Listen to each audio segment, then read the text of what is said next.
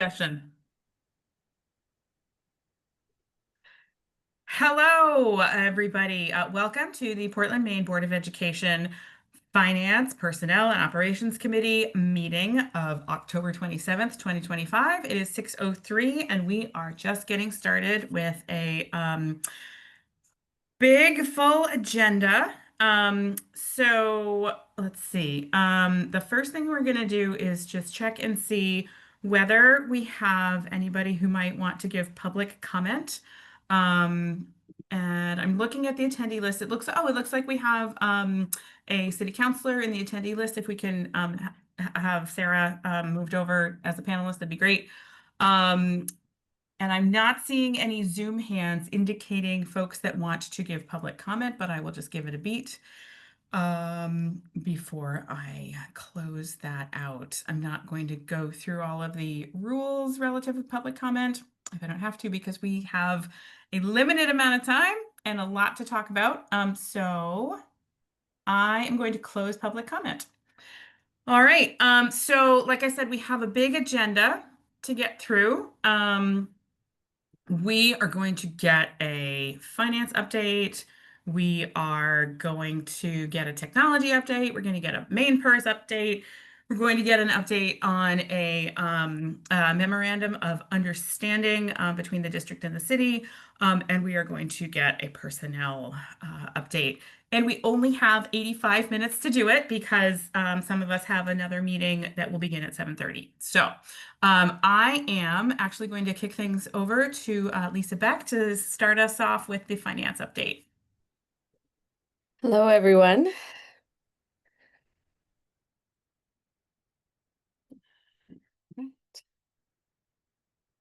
So these are our September financials, so fiscal year through September. And so that means we're 1/4 of the way through the fiscal year. So we estimated being at around 25% of our revenues at this point in the year, and we're coming in at 24.3, so just slightly under that all up. If we look at the general fund, the revenues are right on that target of 25%. Adult ed is currently, though, at 18%, but this is not atypical because their state subsidy doesn't come in until December, and so they'll generally remain pretty low until that comes in, and then you'll see that jump up. Food service, again, they typically have revenues that come in more than a month in arrears, so it's not unexpected that they'd be below that 25% mark at this point. Keeping in mind that their fund balance also doesn't come in until the end of the fiscal year. And I do apologize, there is a typo on the slide that should read 15% of their budgeted revenue is the fund balance, not 25, but 15% of their balance won't come in until fiscal year end, and so they will always kind of track a little bit lower than if we just estimate kind of the budget coming in equally over the year.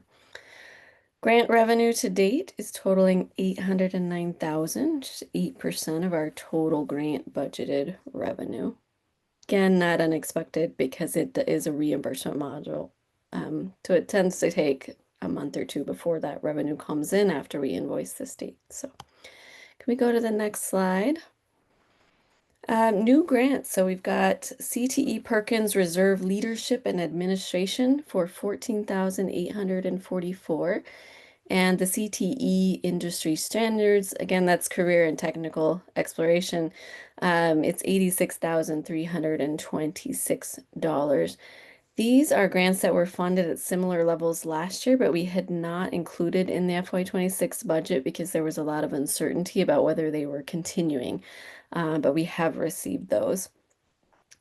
The other new one is the MLTI Distinguished Educator, which is 191,108 over the course of 2 years.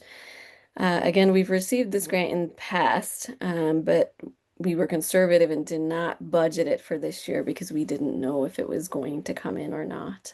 But we have now received that. Running total of all of our new or renewed grants this year is 693,000. And then carryover from prior years is 354,000. Go ahead and go to the next slide, please. So here's the table showing those numbers that I just kind of talked through, the notable points.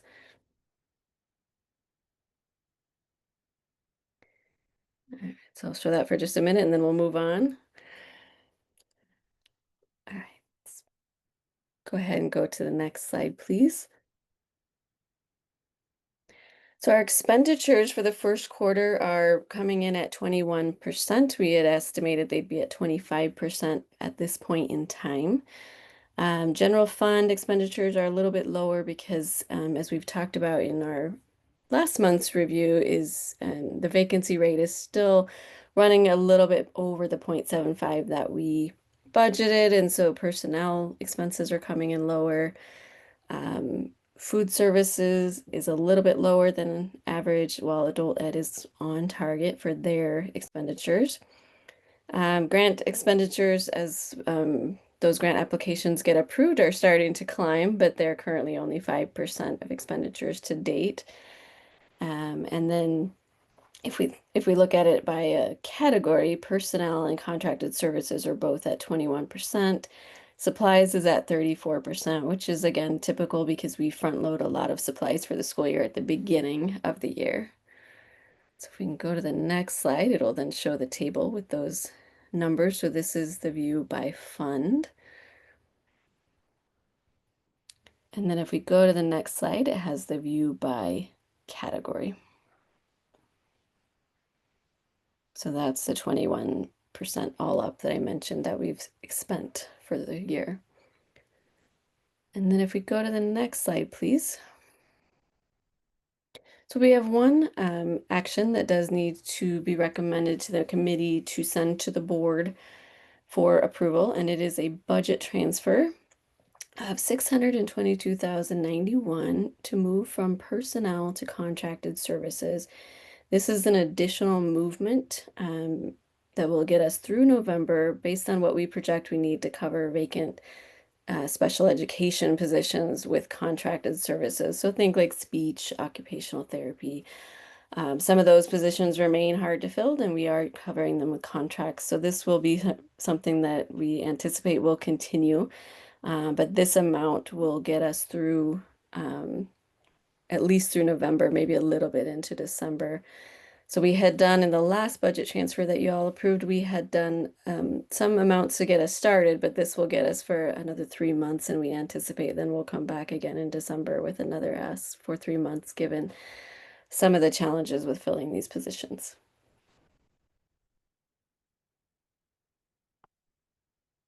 So that is my last slide. Thank you so much, Lisa. I want to acknowledge that we have, let's see, we have Counselor Grant, Counselor McNevich, Counselor Ali, and Board Chair Lentz all in the attendee section of the meeting. Just want to acknowledge that they've arrived. So thank you so much for taking some time out of your evening to join this meeting. The MOU agenda item is going to be a little bit later in the meeting, but I assure you we will be done by 7:25 because many of us have a 7:30 meeting as well. I have at least one question for you, Lisa, Yes. before we move on. And I see that Board Member Sawtelle does as well. So Board Member Sawtelle, go ahead. I'm just curious, Lisa, does the federal government shutdown affect any what's the word, income, like with SNAP benefits or food service or something like that? It has not so far had any impact on grant reimbursements or anything related to our grants for education. Okay, and as I think it through in my head, I'm realizing, Lisa, that my question is probably not a Lisa question. It might be a Dr. Scanlon question, but I just in a couple of sentences, I'm curious to hear about the budget transfer recommendation. I understand that. I'm curious to better understand what strategies are being used to, as much as possible, move the needle away from contracted services. I mean, I understand that sometimes that has to happen, but it's not ideal, and curious about strategies to stem the tide on that. Yeah, I would say there's a couple things here that are driving this. So one, this is for related service providers. and 2 for some ed tech positions, as I believe it. And we have done work in both of our contracts to, one, just increase the pay. But the reality is that when it comes to related service providers, there is simply a shortage.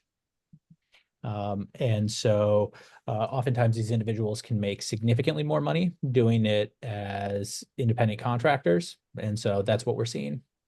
Okay. And so we have done some work and some recruitment around this. But the reality is that there's just a shortage across the country and in particular in Maine. Okay.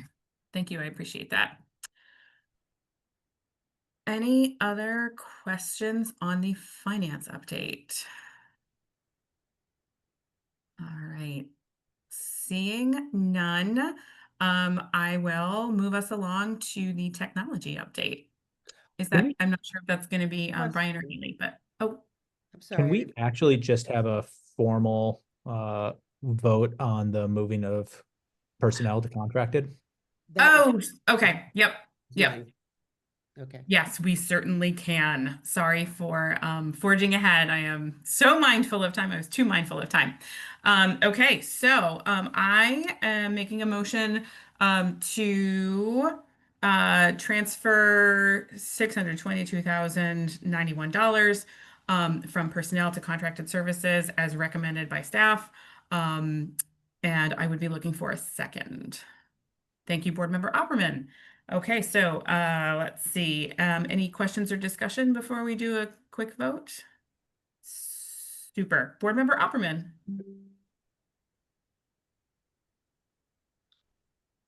Sorry, we're sorry. I I meant didn't realize we were voting. never Yes, voted. let Yes. us move it over. Okay. Board Member Noor. Yes. Board Member Sawtell. Yes. And I am voting yes. It passes unanimously. Thank you, everybody. Now for a technology update. And I'll be speaking today, and Haley will be here with us too. Thank you. All right. Well, thank you very much for letting us come to inviting us today, because it's, rarely do we have an opportunity to share a positive story out of IT. Usually IT is usually the folks in the back trying to fix the stuff that's broken, but rarely do we have a positive story. So we're excited to be here today. So thank you very much. As you probably remember, I joined the district in May of this year, and we've made some significant investments in security, cybersecurity specifically. So we've highlighted a couple here, and I just want to take a moment and just share that over the last 8 months, we've increased or fortified our security posture. You'll hear me say that a lot. We're engaging our partner Deep Seas to help us with understanding what our threats are in terms of cybersecurity, and then also help us build roadmaps to further make us even more resilient for future threats. So in May of 2024, Deep Seas, our consultant that was aligned with NWN, our managed service provider, they worked with us to build what they call an external vulnerability scan, which is essentially not necessarily, it's different than a pen test. You might hear that word pen test, but what we did was just a health check. Is the network okay? Is our district okay? Is really what we shot for. So that final report delivered in July was identified 16 critical and high priority vulnerabilities. And since receiving that report, our team has thoroughly reviewed that findings, and we've completed 8 of those priorities. And then we have, seven of those, and then 7 of them are waiting to be approved or waiting for next steps. And then we have 2 that we're looking for some help on. Since receiving that report, we've gone through all of our findings, and we're in a much better state for our threats overall. Next slide. All right. So again, here's where we were fully remediated 7 of our identified vulnerabilities. These were the most serious ones. They were critical in nature. And then we identified a targeted resolution plan for 7 additional items, primarily related to our public access channel TV3. which I provided a memo to you on, identified 2 more high vulnerability. Vulnerabilities are ranked critical, high, medium, and low. And they all have their different response levels. And so of the 2 remaining that we have not tackled yet or don't have a plan, we've identified them that we were looking for some outside assistance. I don't have those numbers for you at the moment, but we'll be identifying those for you in the near future. So that's my next slide, please. The most exciting part of this process was to go through deep seas and better understand what we should be planning for and what we're doing well. And so they started before I joined you, and we finished in the spring summer when I did finally step into the role. And that structured roadmap had approximately a 2-year roadmap for this continued school year and the next school year. And it outlined a phased approach to strengthen our cybersecurity offerings throughout the district. Focus areas include policy development, our staff training, our infrastructure upgrades, and our ongoing monitoring and risk management. And that roadmap reflects our commitment to proactive security and continuous improvement. Just a moment of Board Member Opperman mentioned that she likes the slide. I will take credit. I will not take credit for the slide. It was a part of the information provided us by Deep Seas and our colleagues there. I think it's a fantastic way of looking at our investment from perspective. So, we took a lot of these already done, multi-factor authentication, which is this one MFA. We took a lot of these things already are in place or active. So the things that don't cost a lot of money and that don't involve a lot of complexity, we've already gone after them and we're already putting them in place. And I'm really happy to say that this team has just come together and strengthened our security posture and really put this district in a very good position. I think I would love to compete with other districts around the state of Maine, but I don't know how they relate. But I feel very comfortable that we're in a very good position for future threats. So we're using using this plan from Deep Seas to help us lead us for the next 2 years. All right, our next slide.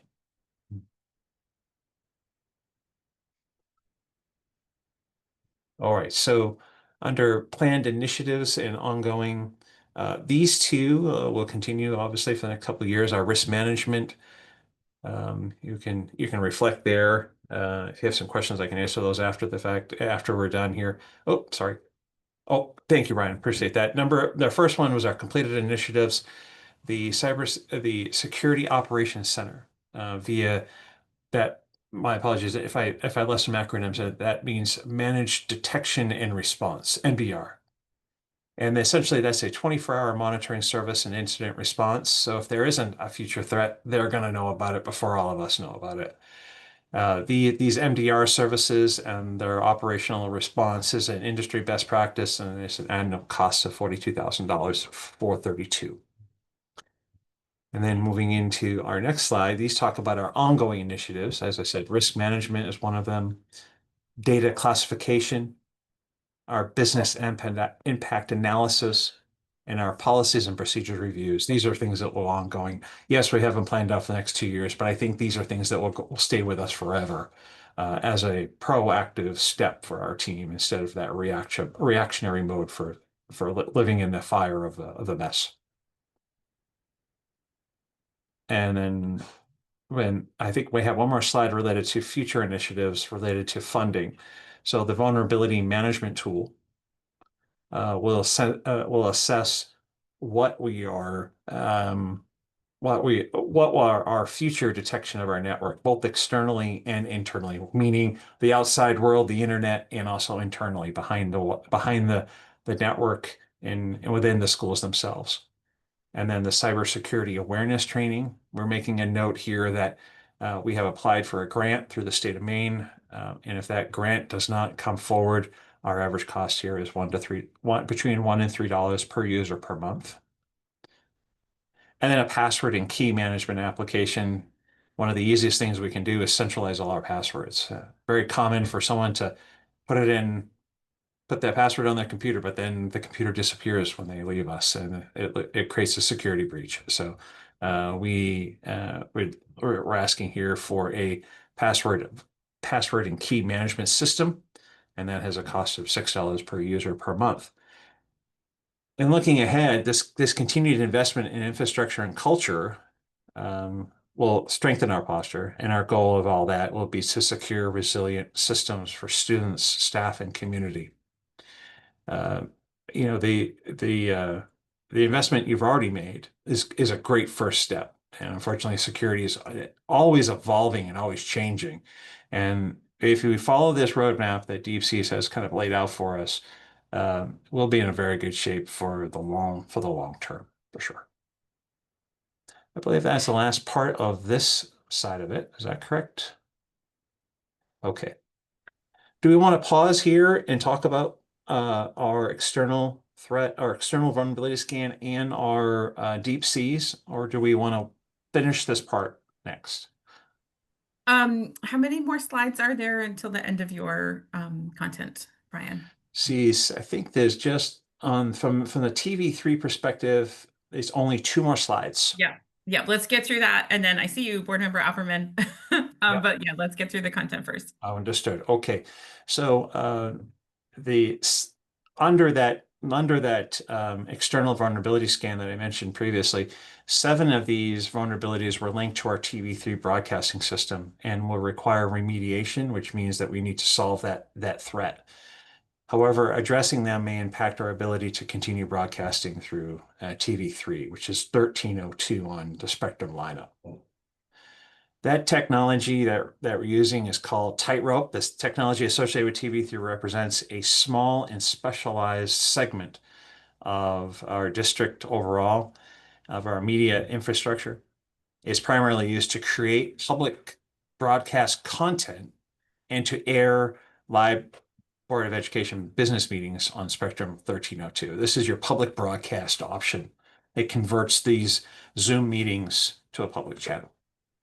Application and hardware is not being maintained since the retirement of Henry Gould, and our vendor support has since lapsed. The Tightrope application has 7 critical vulnerabilities, which would create a risk to the entire district if left incomplete, if left as is. And my recommendations are on the next slide. Option 1 is a full decommission of the Tightrope and retire our service. This would secure our network. Shutting down Tightrope and dismantling all physical servers, hardware hardware recycling will take care of our issue. This takes care of that vulnerability situation, but the downside is that we will result in an off-air signal on Spectrum channel 1302. Option 2 is modernize and maintain an existing system. And upgrading the Tightrope application and all of its service has a cost of $17,100, which includes the full setup, the hardware, and 3 years of support. And then after the 3rd year, there's an ongoing support cost of $4,380 after year 3. Each year, and from the time it's implemented, it will require 10 additional hours of IT support. Either myself or someone on the team will have to find some time to maintain, back up the system, and make sure it's continued to be secured and continue to operate as needed.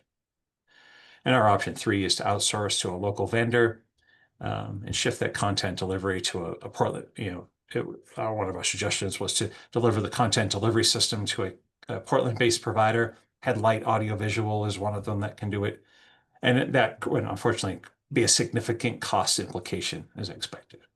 My recommendation is option 1, end the TV3, secure the vulnerability, secure the larger network, and then retire the servers immediately. And I believe that is the last of those slides. Thank you for that.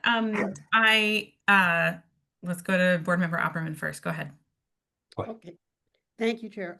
Thank you, Brian. I have a couple questions. Going back to the first security part, and I went to a couple conference meetings last week on AI. And I don't know how that interacts with that. Is that something we consider separately, or is this part of what you deal with? Because there was, presentation on types of contracts, student information, vulnerability, et cetera. So you can tell me that this is something that has to go somewhere else, or explain, please. So just to be clear about your question, are you interested in understanding how AI plays into our security posture? Is that Correct. accurate or right? Correct. Okay. So the tricky part about the tricky thing about AI is that, as you know, probably from that conference, there are numerous components of it. So agent-based, generative, and so on, right?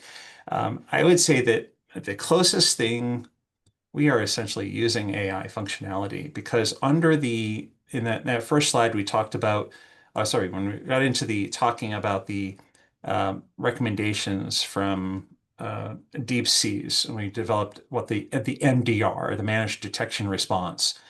That uses a program called Sentinel-1. And Sentinel-1's heuristics or its technology is AI based.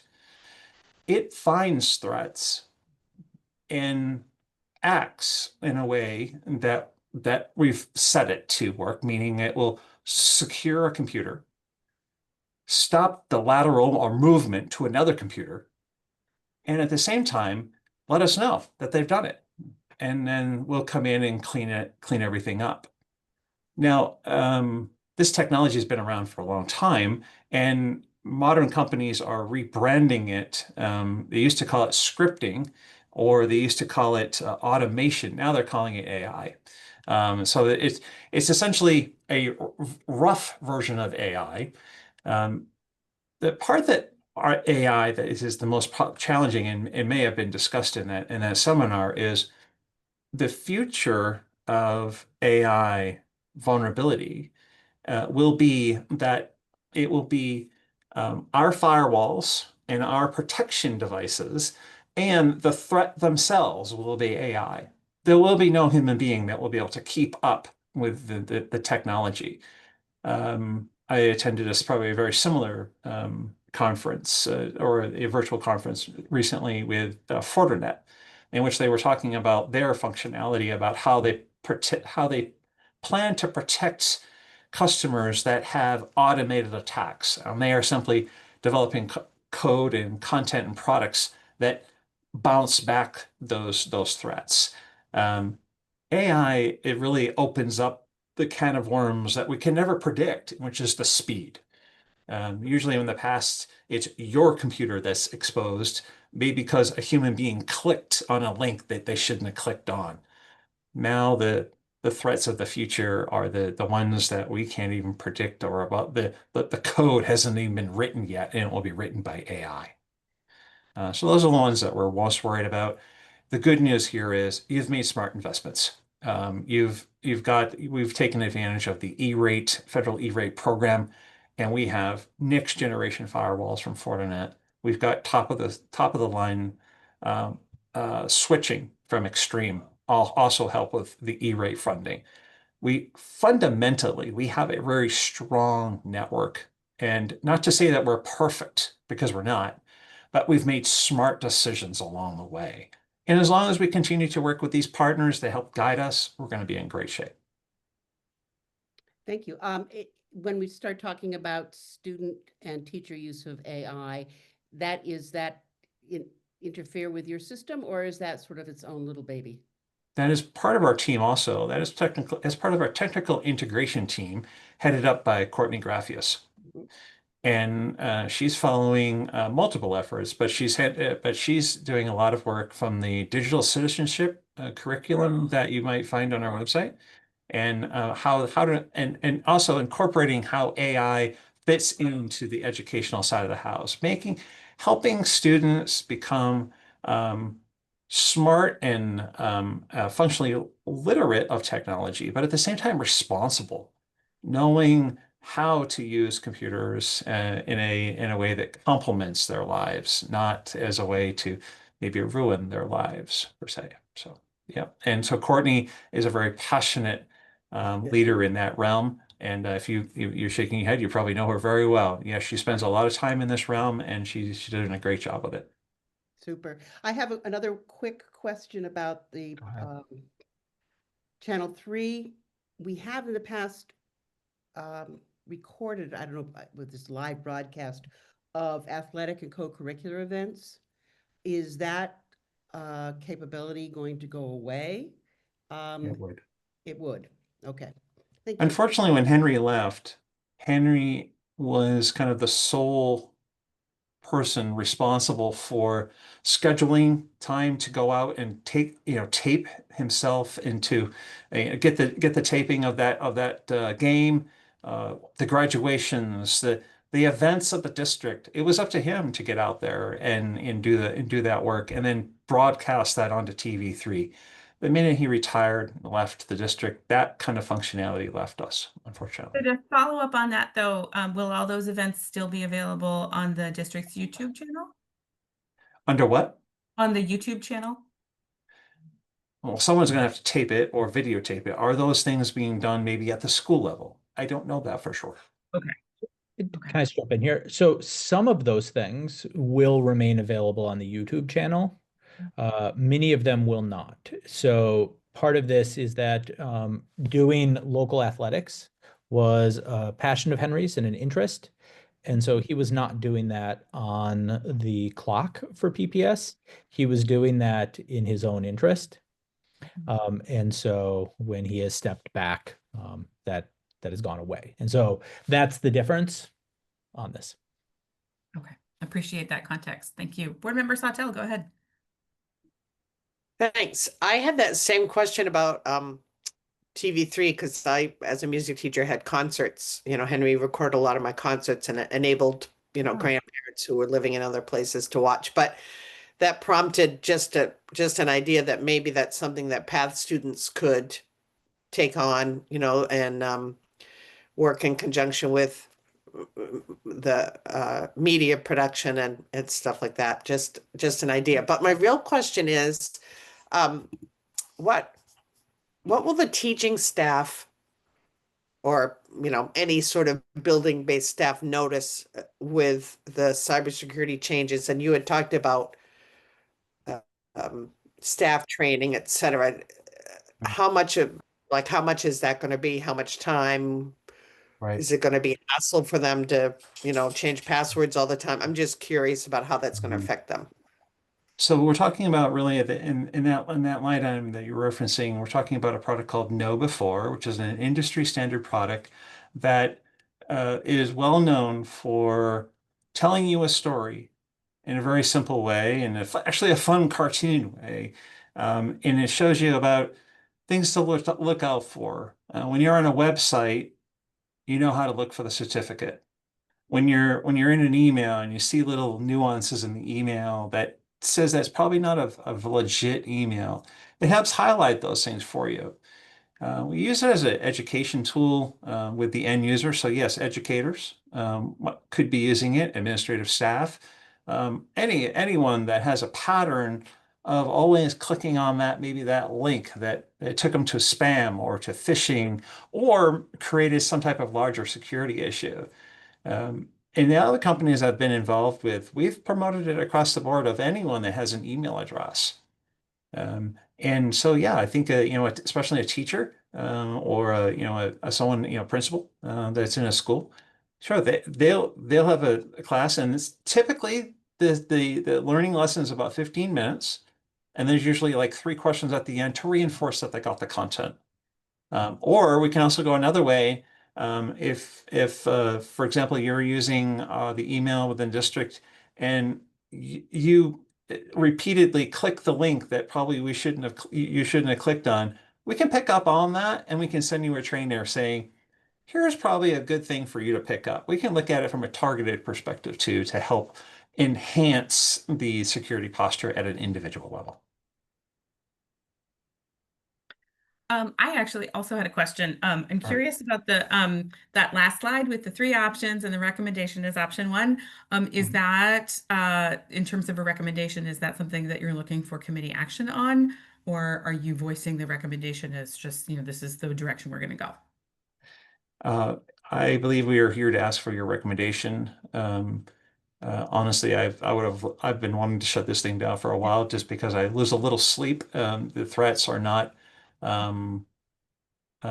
normal. They're pretty, high, they're high and related. So it's just a matter of time before a bad actor finds it and brings us to our knees. So I am asking for that recommendation from you to take that channel offline and let me seal the district. Yep. And Chair Bryden, can I answer that Of course. slightly in addition, so you don't feel like it's a yes or no binding vote tonight? Is I would ask that you move it forward to the whole board for discussion, and it likely won't be this Monday, but it'll be the first, or tomorrow, excuse me. It won't be tomorrow. It'll be the first Tuesday in November, of which we would have the first read on that. Good enough. Okay. Great news about all this is that we do have the SOC in place. They are watching, and we'll be able to, at least get a heads up. But obviously, a proactive approach in November here would be appreciated. Yep. Yeah, November 4th, we'll be here before we know it. So I will make a motion to accept staff's recommendation of option 1 in terms of that risk and that course of action. Could I have a second? Thank you, Board Member Opperman. Okay, are there questions or discussion about this before we vote? I wanted to bring up a point of, on our meetings, being live, they will be live through Facebook or That's correct. YouTube. Yep. And just that the videotaping of, the camera aspect of it is still going to be run. It's just not being put out to Channel 3. That's actually, you're absolutely correct. The production of the business meetings is a separate action. And then within 24 hours, we have to choose to put it on YouTube instead of putting it on in the environment and TV3. And so, yes, you have that content is accessible to the public, 100%. Yes. Thank you. You're welcome.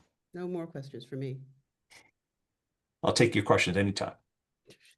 Thank you, Brian. Okay, seeing no other hands, let's do a vote. Board Member Opperman. Yes. Board Member Noor. Yes. Board Member Sawtelle. Yes. And I am also voting yes. It is unanimous. The motion passes. Thank you so much, Brian. That was very informative. And I appreciate all the hard work that the whole team has put in to put us in such a good, safe position with respect to technology. So thank you. We've got a great team and a great leader, so we appreciate that. Thank you. All right, we are going to make a quick adjustment to the agenda and discuss the City District MOU next. I so appreciate the counselors that have joined us, and I want to be respectful of their time. You are welcome to stick around for the MainePERS discussion as well. But recognizing that we have Counselor Grant, Counselor Ali, Counselor McNevich with us, I want to move us on to the City District MOU as our next agenda item. And Dr. Scallon, will that be you speaking to this? Yes, I will do that. A thank you for everybody who's joined. I thought it was sort of good timing as we start to get towards the budget season to provide an update, and was asked by both the board chair as well as the committee chair to also share an update, as this was one of the identified focus areas to work on and accomplish this year. And so I want to put up one slide to guide the conversation, but it's a short slide. And then we'll be happily take any questions. In my mind, this headline captures it all, that the creation of an MOU between the city and the district should allow us to increase collective efficacy, transparency, and services that we provide for the citizens in Portland. And so want to just name that we've been working on this for about a year. And we shared in the materials, just for transparency as well as engagement purposes, the current draft MOU. This is very much in the draft and not at all final. and want to highlight the fact that the city has not yet agreed to this version. And there's things that we still want to change and adjust, but wanted to share with you a version of it so that you had an idea of its current state. What this MOU does in particular is it doesn't think about how to do the work differently yet, which is something I'd love to see, but it tries to capture how the work is currently done and where the cost exists. And so it identifies the costs that are passed from the city to the district. I'll just name that in fiscal year 25, there was over $1 million that shifted from the school district to the city in our budget for services. These ranged from over $300,000 for field usage to $46,000 for playgrounds. And so it ranges pretty significantly. The MOU doesn't capture, and it's certainly the case, that both the city and the district provide services for the other's benefit, of which there's no exchange of funds as well. So an example of that is the city provides some parking spots for Portland High School staff in the lot that is right there. Another example of that is that the school district provides all of the cleaning that happens for rec and does not get reimbursed by the city for that. So there are costs that go back and forth. The MOU does not capture that currently. I will say that we're sharing this update because we want to see if we can get this MOU in place, and so that you have as much up-to-date information in advance of the budget season. As you can imagine, we as a district really want to have clarity about our costs as well as our responsibilities before we set a budget so that there's not adjustments. And where we work really well with the city and have this defined, we've seen really great progress and great partnership with the city. And I'll provide sort of two examples of that. The first is both of our finance teams now work really well together and have an understanding about how the work happens. And you've seen as a board significant progress in the work of our finance team.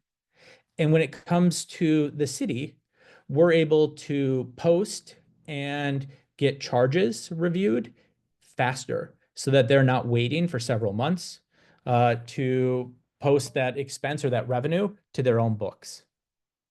A second example is actually an area that Brian was just talking about, which is around information technology. Our systems overlap and have interdependencies. And Brian works very closely with Phil at the city, and the teams collaborate in a way that everybody knows sort of who's responsible for which piece. And as a result, we see less downtime within our system. So I'm happy to take questions. There's just like a couple of things that I'd love to highlight of areas where I'd love to see us make some progress in this MOU. And maybe it has to be an MOU version 2.0, is I'd love to help the city and the residents, so residents of the city, better understand where responsibility sits. So for example, it's helpful for residents to know that shoveling the sidewalks for walkable passage on a snow day is the responsibility of the city. But a clean playground during the week is a responsibility that the school district takes. I think it's also helpful to understand where there's clarity of decision and who's responsible, and how do we make sure that programs run as efficiently as possible. So we have recreation before school, after school, that's run for the city. And we have a parallel program, Learning Works, that's run by the school district through our 21st century. And so being really clear about that, I think helps residents know who to go to when they have a question or are looking for services. And then I think it's really helpful that we all as a collective wrestle with this idea of where do costs sit and who should budget for it. And how that should work. And not from an aspect of saving the district any funds, in any sort of way, and not trying to shift cost over to the city, but to instead sort of get out of this idea of moving funds from one pocket to another, especially when all of the cost is really coming from taxpayers. And so just to give an example of where there's sort of this unevenness right now of how costs shift.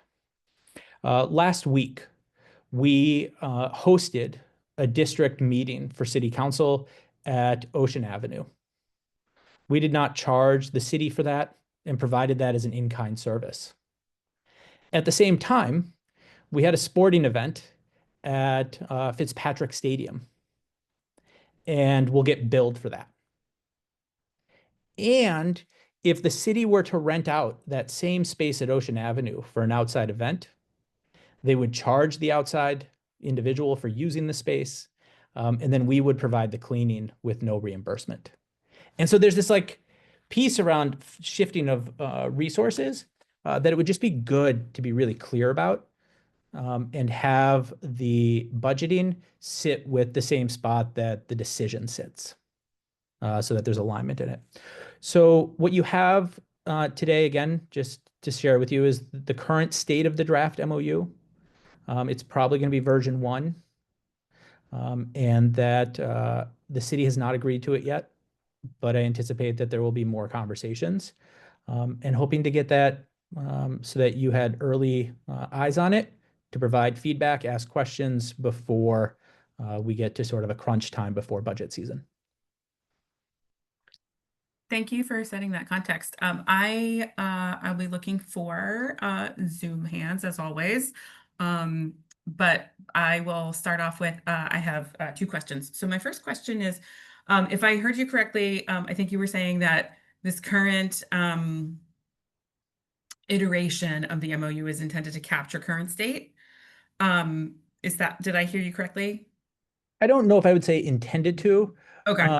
or desired to, but the reality Yeah. is that's much more of what it does than any sort of change in thinking. Oh, okay. So I will say both of my questions because I think they're related. So my first question would be, it, if this has been sort of a long process, can you speak to whether it's surprising to me that capturing current state is taking a long time, because current state is current state. So like, is there confusion about what's happening? Like, I'm confused about that. And then my second question is whether there are any areas where there's general consensus that, oh, it doesn't work a certain way right now, but everybody would love it to work in a new way. And can we fold that into what we're putting in the document now versus needing to really codify current state and then later improve on the agreement? So to your second question, I would say that we really haven't gotten to a spot where there's been collective agreement on an area that we should really significantly change. And I would say that there's varying levels of interest on that, depending on department, depending on city versus district. And so there has not been that. And I think that rec is actually a great example. Use of facilities is a great example of where it'd be good to have those discussions, but they have not happened. To your first question or comment around speed at which this has happened, I would say there's a couple of factors. I would say that some early conversations did try to wrestle with potential changes, and that slowed things down. And second, that there's been capacity pieces and the need to tap both corporate counsel for the city as well as our own attorneys, which just make it go a little bit slower. Okay, thank you for that context. I see Board Chair Lentz is on the attendee side. Could we move her over? She has her hand up.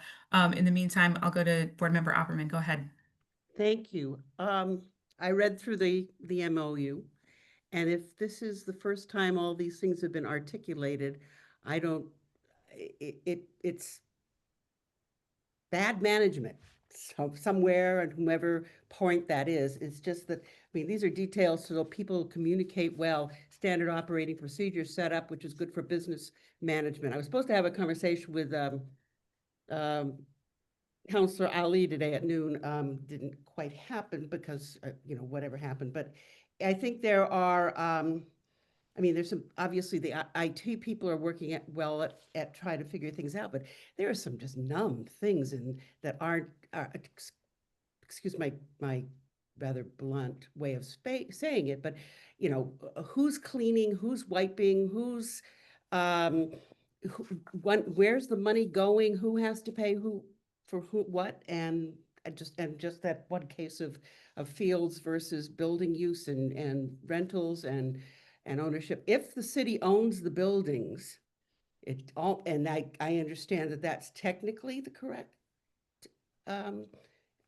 that they technically own these buildings, they are the ones that would buy or sell those buildings, then there are their responsibilities and all for all of those pieces. And that just, I mean, if you were to carry it out. So I am so glad there's a start on this, but I am very disappointed in the city for dragging their feet about simple things. And it's kind of like having in a classroom, you have your classroom management lists that you all work together and put together with the students and all. So I am concerned that I'm speaking because I'm irritated, as you can tell. So I will leave that, and I hope you have better experiences and that the city management system works better.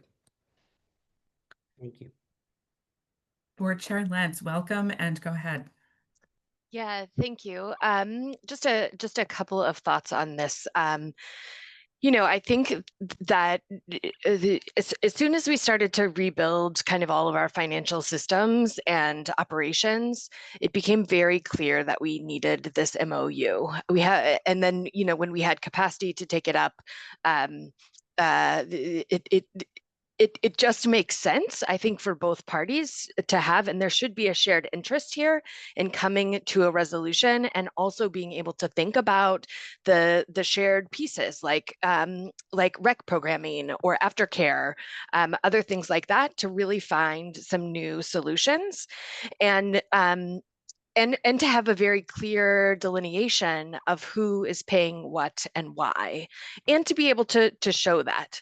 Like, I think that what we're asking for within this MOU isn't something that is outside of what is normal. In fact, I'm surprised that there's not an MOU on the books, because our relationships have overlapped for so many years. And so I really am urging both parties to figure this out, because I think it's both essential for our institutions, but also for our community and our voters, so that we can both budget accordingly and that we can be accountable to our expenses. So I just wanted to say those thoughts. And again, I'm thankful that the counselors are here tonight to hear more about this. And also I'm hopeful that we can all engage in the ways that we can to get this to completion. Thank you for that. And Counselor Grant, thank you so much for joining us. Go right ahead. Sure, thanks. I'm in no way positioned to comment on any of the details yet. I'm sort of just wading into this myself. I do want to respond to the notion about interest. I just want to assure everyone here on the school side that there is a significant interest from me that I will make sure is spread through the council in having this relationship formalized. So I understand the work may have been slow so far. There may be reasons on both sides, but I am committed to getting something like this done. So you can expect more activity and more questions from me as I get into the details, and you all work with our staff to try to nail this down. Thank you for that. Other questions? Counselor Ali, welcome, and go right ahead.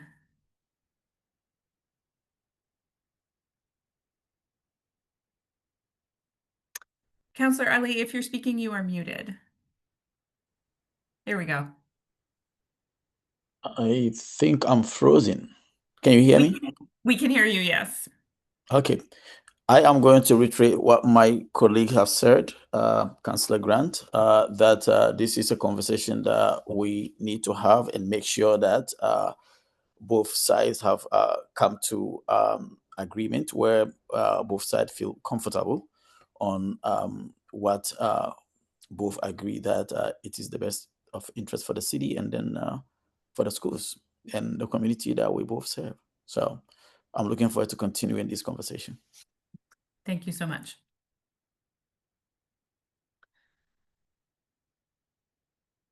Let's see. Oh, Counselor McNevich is on the attendee side, and I just saw her hand go up. Could we move her over, please?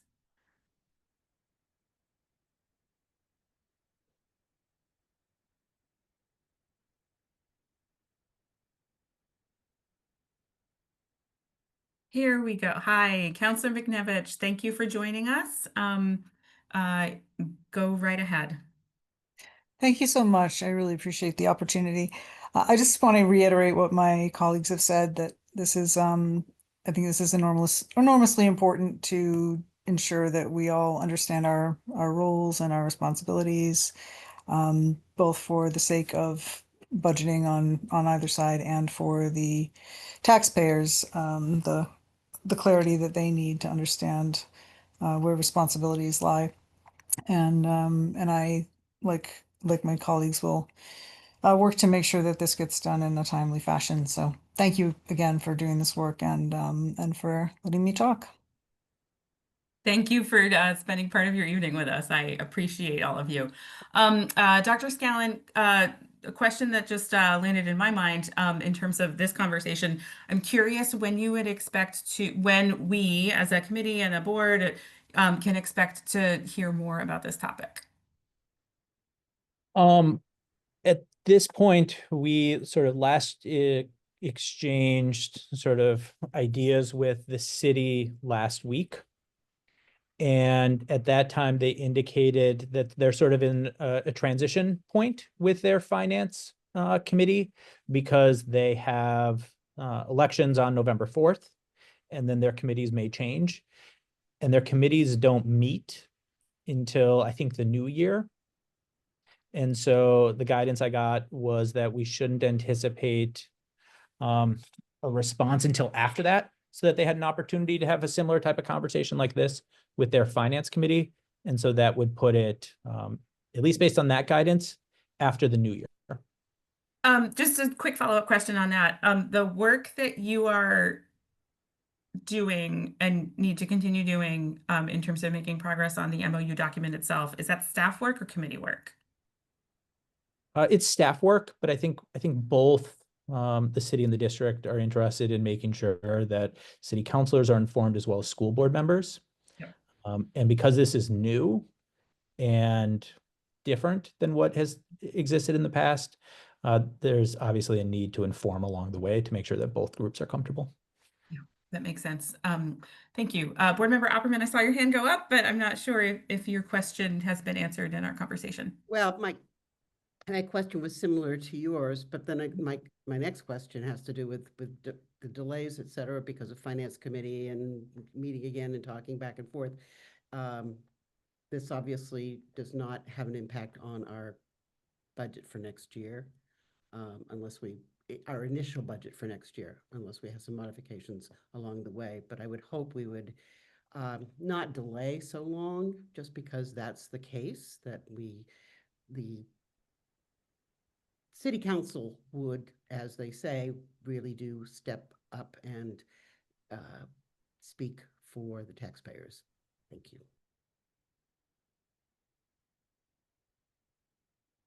I will say that having the MOU or not having the MOU in time for budget season could have pretty significant impact. Right, that we pay over $300,000 for field rentals. That's significant. On the same turn, we provide in-kind services every night for cleaning for rec. And every weekend we have custodians that work overtime at 2 to 4 buildings to clean up after rec. And so there's pretty significant financial costs. We can always assume that it's maintaining the status quo, but when a change happens, like increasing the amount of rec at a school, which is great, we want there to be more after-school programming and space. There's a cost for us that's sort of not factored in when that sort of decision is made. And just to the phrase, before budget season, everybody has heard me say it's always budget season. However, to get a little bit more specific, Dr. Scanlon, when you say it would be great to have more clarity on this before budget season, like calendar wise, what do you mean by that? Yeah, so actually in the MOU, the draft that you have, what it asks for is that both groups share any potential budget implications by February 1st. Okay. So that's what we're looking for. We can always adjust a little bit in the month of March, but that would give us a month of lead time to make any adjustments before it was presented to you. And that's not completely incompatible with 2026. So, okay. So there's a reason for some optimism. Okay. Any other questions, comments? Okay. Board Member Sawtelle, go ahead. Just really quickly, because I looked at the MOU draft and I was just looking at it again. I noticed that the Sea Dogs are mentioned specifically, but not the Maine Celtics or the Hearts of Pine. Is that a different situation, or why one team and not the other two professional teams? It is, and I couldn't tell you the exact details, but I think it has to do with how the field's managed and the agreement that the city has with the different sports teams. And so I think that's the factor that's there. Okay. Thank you, everybody, for the great engagement conversation. Counselors Grant, McNevich, and Ali, I really appreciate you joining us. I know everybody's super busy, and so I want to express some gratitude. You are welcome to stay and listen to the presentation about MainePERS if you'd like, but also happy to say goodnight. And the rest of us are going to continue on and get an update on MainePERS.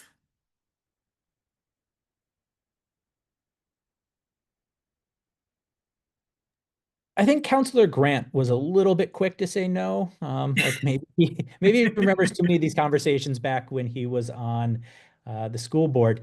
I'm actually going to start by sharing just a reminder of the work that's happening in MainePERS, where we have been and where we are now.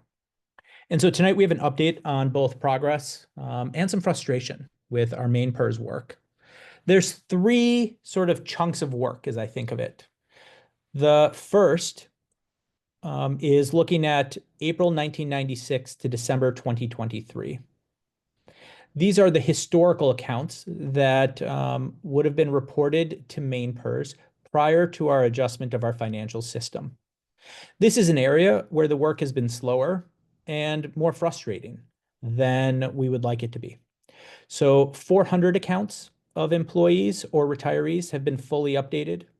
An additional 250 have been reviewed by BerryDunn, our accounting firm, but are awaiting review by MainePERS. Tonight, we're requesting an updated contract, and we anticipate that contract is for this fiscal year that we're in now, as we just finished the one that was approved last year. And we anticipate at least one more year. We've also asked that that contract include language that requires 100 accounts per week to be reviewed by BerryDunn. That's work that MainePERS is also committed to, but there's been capacity challenges around meeting that. So we're going to go into each of these a little bit deeper. But one was that 1996 to December 2023. The second group area of focus is January 2024 to present. That was when we shifted over to our new payroll system. When we made that shift, it took us a while to be to a spot where we could report how earnings and contributions should be distributed. And so it's not a question of whether or not money was going to MainePERS, but it was about MainePERS being able to distribute that. And so really happy to share some great progress here, which is that we now have reports that we're able to run each month that are accurate and that MainePERS is able to use. And all of our employees that participate in the participating local district or PLD pension, those are typically non-teachers, bus drivers, school secretaries, all of their accounts have been updated. So they are now updated from January 2024 to present. And MainePERS has confirmed that all of our teacher accounts, which is really teacher, ed tech, school leader, will be updated by the end of November. This is a significant update as it will catch up 2 years almost of earnings. And then the third area of work has been ongoing reporting. And so this is how do we avoid that backlog that I just shared. And MainePERS has committed to maintaining our accounts each month moving forward so that there will no longer be a backlog from our new payroll system. So I once received advice, though, from a board member that when doing this type of presentation, it's also helpful to just provide a little context or history so that folks who are watching this for the first time have the full, where have we been? How did we get here? And so I'm just going to walk through a couple of historical slides and hit a couple of highlights so that you have that. So the first is, this is a reminder that when our finance team started their work 2 years ago, there were a number of areas of correction and adjustment that needed to be made. So going back to, what would that have been? July, August of 2023, we were addressing issues around accurate and timely pay. This included an MOU with our employees and the launch of the new payroll system in December of 2023. Those are really not issues at this point. The second was around voluntary retirement contributions. So this was an area where the district had historically had some missing contributions and IRS penalties. We paid those in February of 2024 and are up to date and fully caught up on voluntary retirements. A reminder that there were issues around accruals and that sick and vacation time. And really the only last issue from the sort of financial challenges that we face as a district a little over 2 years ago is MainePERS reporting. Estimated payments were caught up and have been maintained since fall of 2023. And now, as I just shared, we have those 3 areas that we've been focused on around ensuring that employees have accurate contribution and service credit reporting.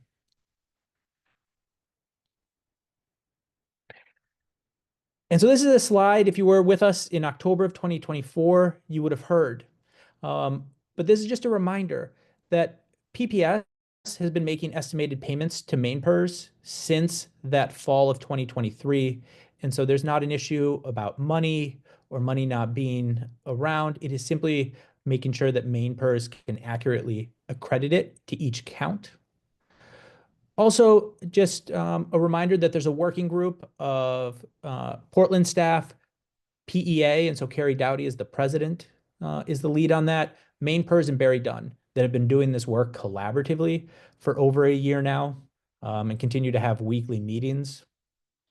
There was an initial focus on reconciling just July of 2022 to December of 2022, because that was the area that was identified as when payroll really had challenges 3 school years ago, or 4, I guess now.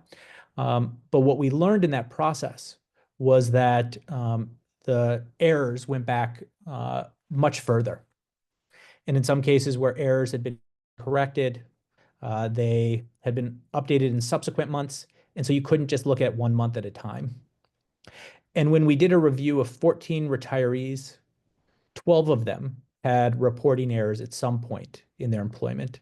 And they ranged from very small dollars to $12,000 for one employee.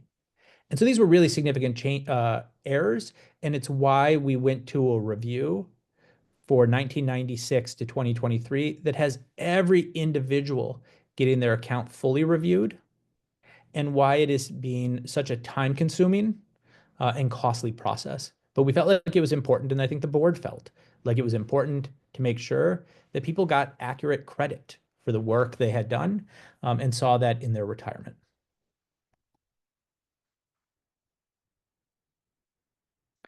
And so that review that's been happening for between 1996 and 2023 is for about 10,000 employees. Between 55 and 65% of them were members of MainePERS. MainePERS has created tools, and BerryDunn have created tools to help with this review. And we brought on BerryDunn to support this because this type of review was beyond the capacity of the finance team at PPS. And so this was the first contract that was approved last year in November of 2024. At that time, it was $500,000. And as I shared with you at that time, we anticipated it would take at least 2 years, if not more. And so that's what we had here. And we talked about the fact that when MainePERS is doing this review, they're prioritizing employees. And so they're looking at recent retirees and then current employees close to retirement, individuals with significant life events that require a immediate review of their retirement benefits, and then individuals requesting refunds. And so now to continue that work for 1996 to 2023, we're asking for a new contract that will run from November to June of this year that would cost $373,490. So it's not insignificant, but it is, as I said, allowing us to do a account by account review. The language in the contract that you have shared with you in board materials and publicly available includes language requiring a review of at least 100 accounts a week, as well as a reporting tool to assist MainePERS so that they can more quickly update employees' accounts once they receive that 100. And I do anticipate that we will likely receive one additional, or we will likely need one more year in fiscal year 2027, so next fiscal year. So I'm going to pull that down and I do have a question about that last slide before you Yeah. pull it down, please. let me go back to it. There you go. Yeah, sorry. Okay, super. Thank you. So, can you, so if I'm understanding correctly, the blue font is like the current contract, and then the black font is what we're talking about in terms of moving forward. Is that correct? No, so the blue font is sort of when I took those 3 buckets of areas from the first slide and said, here are the areas we're focused on. The contract is just to address that first bucket of 1996 to December of 2023. Okay. Okay. So where I'm going with my question is the volume, the 100 per week is not in the existing contract and would be in the new one, correct? Correct. Okay. So the existing contract, is there any language about volume or expectation of amount of work completed for the fee?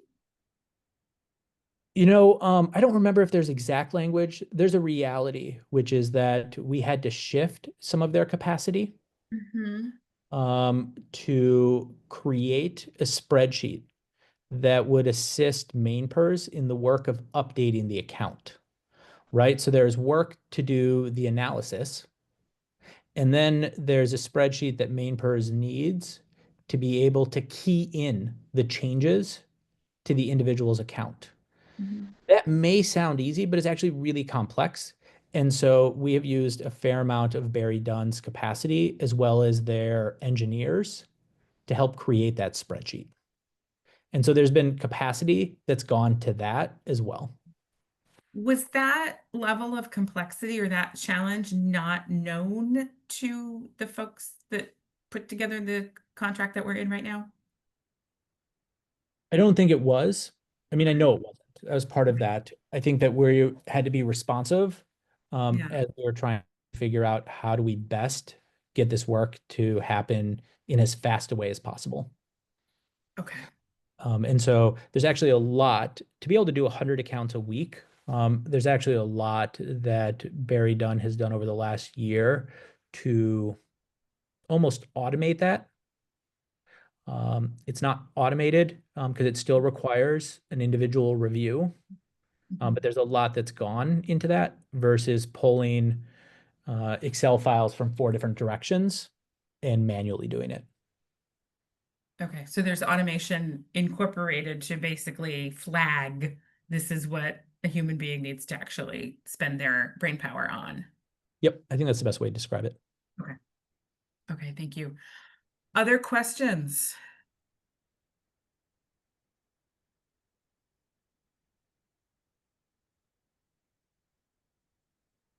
Okay. Dr. Scallon, are you looking for a committee vote to move that contract ahead to the full board? Yes, because we would like to do a first read on that actually tomorrow. Okay, I mean, it's an action-packed meeting. My goodness. All right. So I'm going to make a motion to move the staff recommendation to enter into this additional contract forward to the full board. Do I have a second? Board Member Opperman, thank you so much. Any questions, discussion on this motion before we vote? Seeing none, let's vote. Board Member Opperman. Yes. Board Member Noor. Yes. Board Member Sawtell. Yes. And I also will vote yes. It is unanimous. The motion passes, so we can move ahead with the first read tomorrow. Okay, it is 7:19. We got 6 minutes to talk about personnel. Dr. Scallon, is that going to be you as well? It's just very quickly, just to share with you Mhm. that the personnel that will Mhm. go in front of the board tomorrow is available in case there were any questions that this committee wanted to discuss before it went there. And that's in the materials for the meeting online, correct? Correct. Mhm. Okay. Yes, separations and for board information, those attachments. Correct. Okay. I will look for the Zoom hands for questions about those attachments. I'm not seeing any. So I think that those of us who have a 7:30 meeting actually get 10 minutes in between. Although I will just sort of take a beat and see if there's anybody else who has anything that they need to say before we wrap up. All right, so I would be looking for a motion to adjourn. Thank you, Board Member Sawtell. A show of hands for adjournment.